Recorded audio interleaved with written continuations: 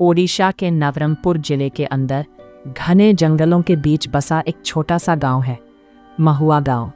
ये गांव मैप पर तो है, लेकिन बाहर के लोग यहाँ कम ही आते हैं, क्योंकि यहाँ के लोगों के बीच एक अजीब नियम है। हर घर में एक कमरा ऐसा होता है जिसे कभी नहीं खोलना चाहिए। और सबसे अजीब बात, उस कमरे में कोई ताला नहीं होता, फिर भी कोई उसे खोलता नहीं। ये कहानी है सुरेश की, जो 8 साल बाद अपने गांव महुआ वापस आया था। उसके पिता की मौत हो गई थी और अब पुराना घर उसी को संभालना था। गांव पहुंचते ही उसे सब कुछ वैसा ही लगा, बस लोग थोड़े चुप और डरे हुए थे। उसकी बचपन की दोस्त मीना उससे मिली। मीना ने पहली ही बात में कहा, तू वापस क्यों आया? सुरेश हंस पड़ा, अरे अपना घर है, क्यों नहीं आऊँगा? मीना ने धीरे से कहा, यहाँ कुछ बदल गया है। रात को खाना खाते समय सुरेश की माँ ने एक बात साफ कही, घर के पीछे वाला कमरा कभी मत खोलना। सुरेश चौंका, क्यों? माँ ने आंखें झुका ली, बस मत खोलना। फर्स्ट नाइट, रात के करीब 2 बजे सुरेश की नींद अचानक खुल गई। उसे लगा जैसे कोई धीरे धीरे दरवाज़ा खटखटा रहा है। थक थक थक आवाज़ घर के पीछे वाले कमरे से आ रही थी। सुरेश ने सोचा शायद हवा होगी, लेकिन फिर अंदर से किसी के चलने की आवाज़ आई। अगले दिन सुरेश ने मीना से पूछा, ये कमरा क्यों बंद रखते हो? मीना कुछ देर चुप रही, फिर बोली, हर घर में ऐसा कमरा है और सब में कोई रहता है। सुरेश हंस पड़ा, मतलब?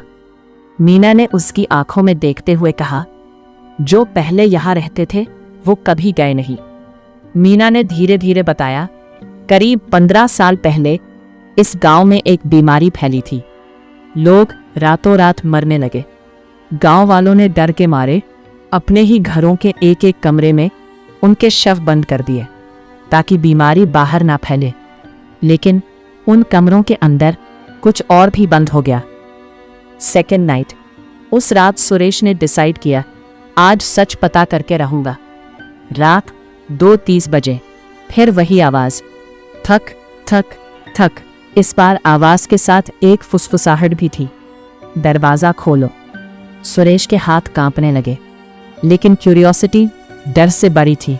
वो धीरे धीरे पीछे वाले कमरे के पास गया।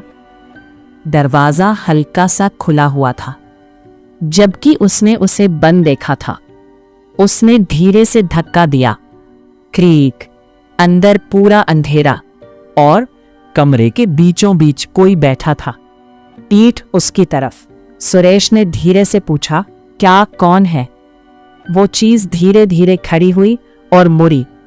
उसका चेहरा पूरी तरह सड़ा हुआ, आंखें अंदर धसी हुई, और वो बिल्कुल सुरेश के पिता जैसा दिख रहा था। वो चीज मुस्कुराई, तू आ ही गया। सुरेश पीछे हटने लगा, लेकिन अचानक उसे एहसास हुआ, घर में उसकी माँ मीना कोई भी नहीं था। पूरा घर खाली था।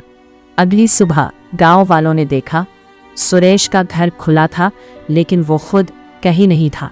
बस पीछे वाले कमरे का दरवाज़ा पूरी तरह बंद था और अंदर से धीरे धीरे आवाज़ आ रही थी, ठक ठक ठक।